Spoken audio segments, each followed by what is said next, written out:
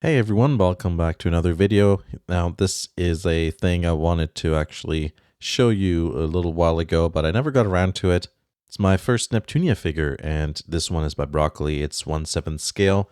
It's very easy to kind of mix this up with another one that Good Smile made, also 1/7 scale. Doesn't help that it's basically the same outfit, but there's a different pose. It's different, but easily mix-upable, I suppose. But yeah, it's not that one. It's the broccoli version, which is what a name for a company. I don't know if it was named Carrot, it would somehow be less strange. But anyways, so try and remember how this looks here in the picture because I involuntarily committed myself to the look without the dress bit, I guess. But we'll get to that. It's a bit of a PSA because yeah, the parts are a bit hard to get off in terms of, well, I guess they just fit together really tightly, and that causes a problem if you want to separate the pieces. So, firstly, the box, it is quite big because it does take up a lot of space despite the scale. Photography is pretty good, and, just the design overall. I mean, this is a figure, but hey, a good box it's a perk, isn't it? The back shows you some close-ups as well as some different configurations that you can do there. There's actually a bit of paperwork here, so I'm not 100% sure if, I guess that's like a code to watch the OVA or something? I can't remember.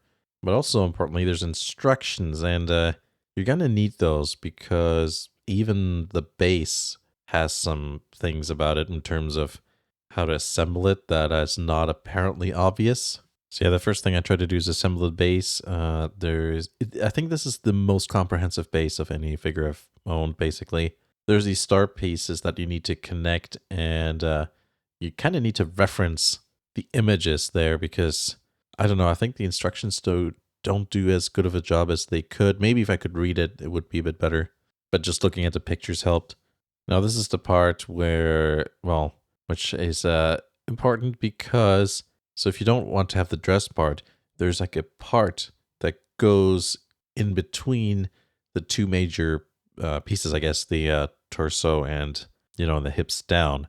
And that piece, to make it look good, you really have to kind of all squish it together. But the problem is, it's really hard to get apart. And I didn't want, I don't know, pulling really hard didn't work.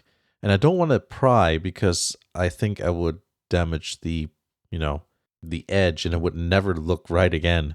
So yeah, I just committed to the lingerie look, but you perhaps don't want to do that. I think there's also some other things you can do in terms of customization. There's a face, which is like a half HDD look, with the power symbol on the eyes. But I don't know. I think she's not in HDD mode. I think she should just have her normal face. I think it's more expressive. I think the other face has a bit of a, dead on the inside vibe unintentionally. And then in the back, there's like these little tiny little wings, which is funny. So I guess you can leave them in or put in the big fairy type wings, which by the way, on the Good Smile figure, they're like angel wings, but not here.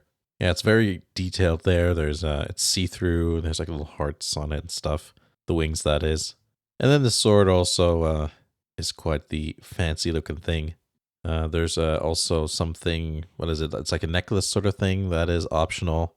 But then there's another bit which I chose not to have there. That's like the bit that covers the shoulders, I suppose.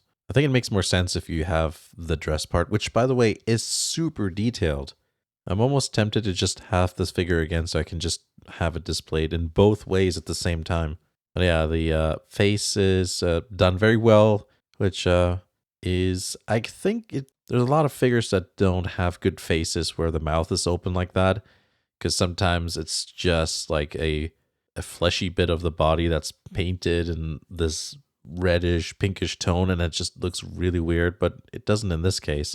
It does take up a lot of space because of the base and the wings, so despite 1/7 scale being not terribly huge, there's just a whole bunch of protrusions that could interfere your display situation. So just so you know, I think the veil on the head is optional too, but it makes sense to put it on because there's some sort of seam that gets covered. But I think this is how I have it here is like the ultimate combination.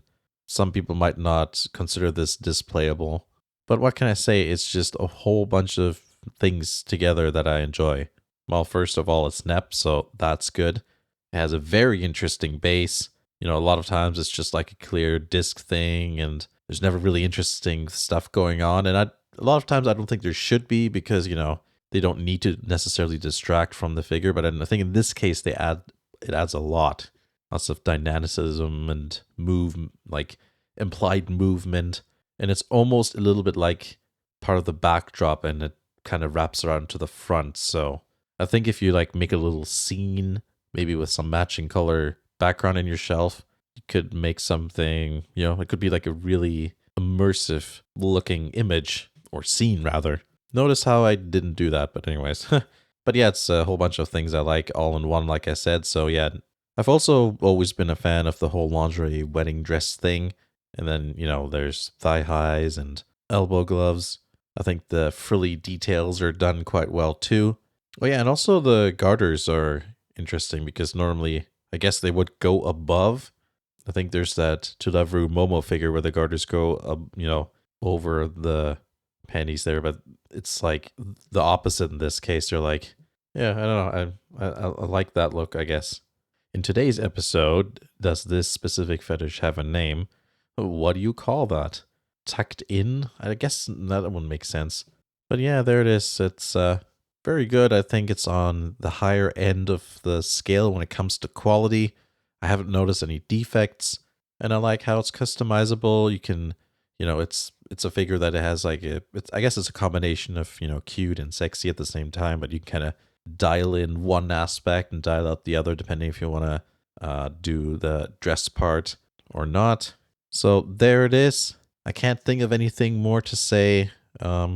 If there is, then maybe I'll write something in the comments. But yeah, speaking of writing on the comments, you know, let me know what you think if you have the same one, or, you know, maybe suggest some other Neptune year figures that that you like that maybe I should have a look at. To be perfectly honest, I'm really surprised it's not a Nepgear figure that I have first, but you know, that's just how things are, I guess. Can't be too predictable, I guess.